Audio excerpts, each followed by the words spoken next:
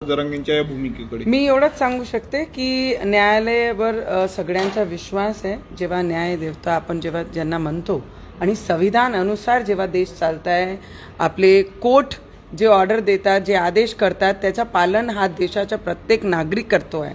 आणि ज्या संविधानाला घेऊन आपण जी मागणी करताय, जे आरक्षणाची मागणी करताय, त्याच संविधानानुसार जे कोर्टाने आदेश दिला, तर मला वाटते जे हिंदूंचे सण आहे जे पूर्ण महाराष्ट्रात खूप उत्साहाने साजरे होतात.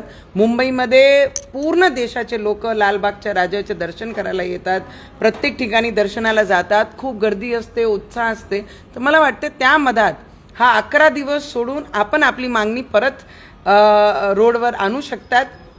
आपले मागण्याकरता आपल्याला संविधानाने हक्क दिलेला आपण बजावू शकतो. पण मला वाटते 11 दिवस हा आपलेच सण आहे, त्याच्यामध्ये कुठेही विघ्न ना टाकताना आपण 11 दिवसानंतर रोडवर निघाल्यानंतर मुंबईमध्ये येऊन आपले हक्क मागू शकतात. पण जे कोर्टाने आदेश दिला आहे त्याला मान्य करणं हा एक हिंदुस्थानमध्ये राहणारा प्रत्येक नागरिकचं कर्तव्य आहे. रवी जरांगे असे म्हणाले की ज्यांनी घेणं देणं नाही ते देखील आमचा मोर्चा अडवतायत.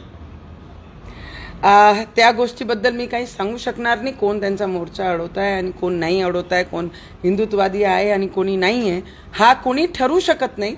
पण मी एवढंच सांगू शकते की 11 दिवस हा आपलेच सण आहे, तर 11 दिवस आपण हे चांगले उत्साहाने आपण साजरा केला पाहिजे. त्याच्यात कोणाचे माध्यमातून विघ्न नाही झाला पाहिजे.